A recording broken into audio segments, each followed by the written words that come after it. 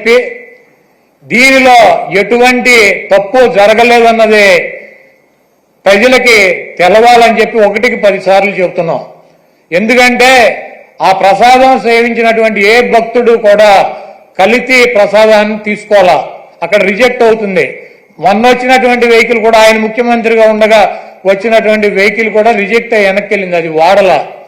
అటువంటి పొరపాటు తిరుమల తిరుపతి దేవస్థానంలో జరగడానికి అవకాశం ఉండదు.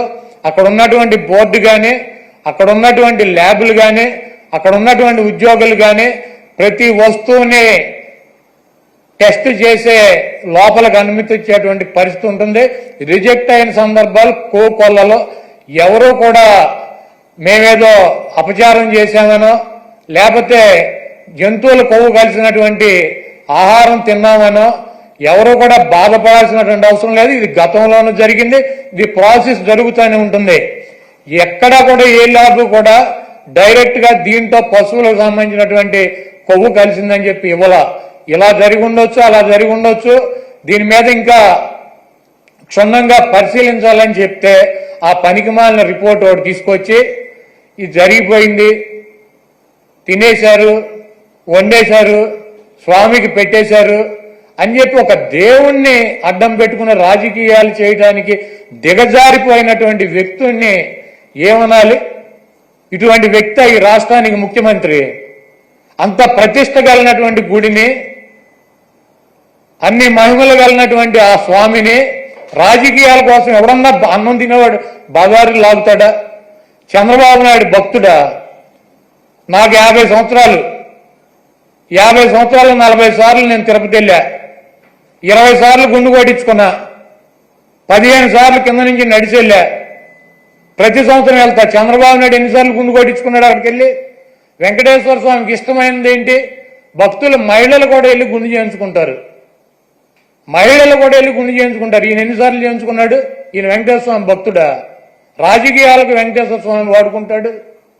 జగన్మోహన్ రెడ్డి గారిని రాజకీయంగా దెబ్బ కొట్టాలంటే నువ్వు డైరెక్ట్ రా, ఆయన సిద్ధంగా ఉన్నాడు. వెంకటేశ్వర స్వామిని మతాలని కులాలని విచ్ఛిన్నం చేసి ఇది పెద్ద కుట్రగా మేము భావిస్తున్నాము. దీని మీద ఎటువంటి ఎంక్వైరీ అయినా సిద్ధంగా ఉన్నామని చెప్పి జగన్మోహన్ రెడ్డి గారు సుప్రీంకోర్టు న్యాయమూర్తికి, ప్రధాన న్యాయమూర్తికి లేఖ రాశారు. అదేవిధంగా ప్రధానమంత్రికి లెటర్ రాశారు. మీరు ఎటువంటి విచారణ జరిపినా వైఎస్ఆర్ కాంగ్రెస్ పార్టీ మేము సిద్ధంగా ఉన్నామని చెప్తే సిట్ అని చెప్పి ఈయన సిట్ అంటే కూర్చున్నవాడు, స్టాండ్ అంటే నిల్చున్నవాడు ఒక ఆఫీసర్ని వేశాడు. ఏం రాస్తాడు? లోకేష్ దగ్గరికి ఈయన దగ్గరికి వెళ్ళి ఏం రాయమంటారు సార్ అని చెప్పి అడిగి రాస్తారా సిట్ రిపోర్టు? మీకు దమ్ముంటే సుప్రీంకోర్టు ప్రధాన న్యాయమూర్తితో విచారణ జరిపించండి, లేకపోతే సిబిఐతో విచారణ జరిపించండి. ఏమీ లేవు. సిట్ అంటే కూర్చునేవాడు, ఈయన కూర్చోమంటే కూర్చునే సిట్ అనే ఒక పోలీస్ ఆఫీసర్ నేసి విచారణ జరిపిస్తాడంట. ఇంకా పైన చెబుతాడు మక్కలు ఇరక్కొడతా. ఎవడు మక్కలు ఇరక్కొడతాడు?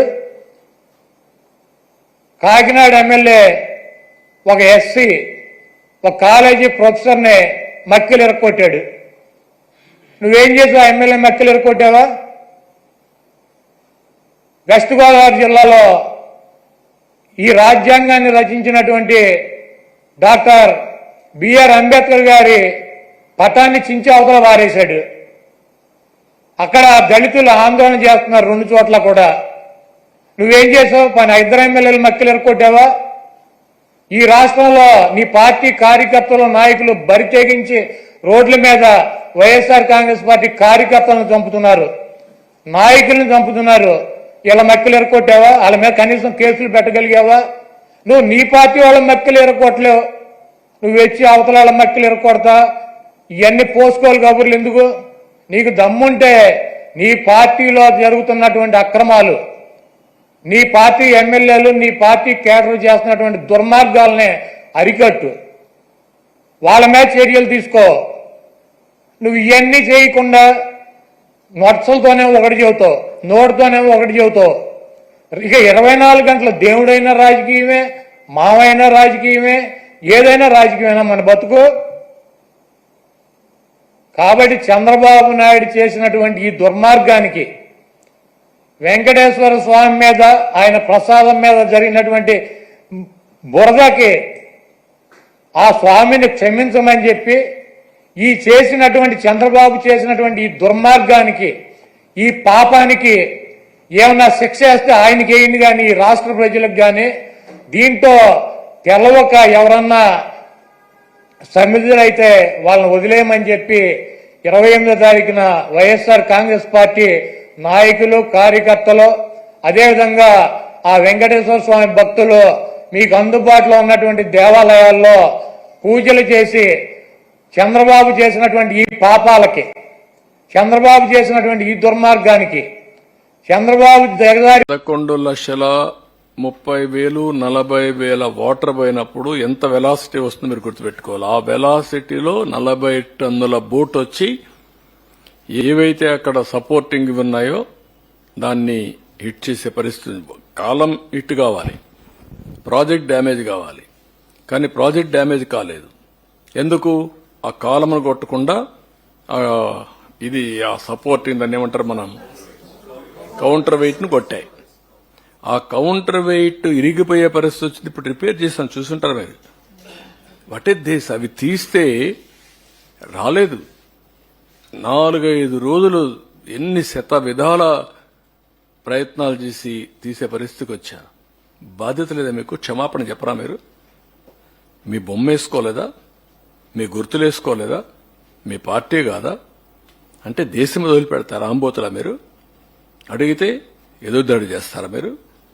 అంటే మీ బోట్లు మీరు పంపించి ఆంబోతుల మారిగా తయారై ఒక ఎంత డేంజర్ అండి అది. ఎన్ని గ్రామాలు పోతాయండి? ఇప్పటికే మీరు చేసిన తప్పుడు పనుల వల్ల 6 లక్షల మంది నరక యాతన అనుభవించారు బుడమేరులో. ఈ రోజు కూడా అనంతపూర్లో మీరు చూశారు. ఒక రథాన్ని కాల్చేస్తారా మీరు? ఒళ్ళు దగ్గర పెట్టుకుంటారా లేదా?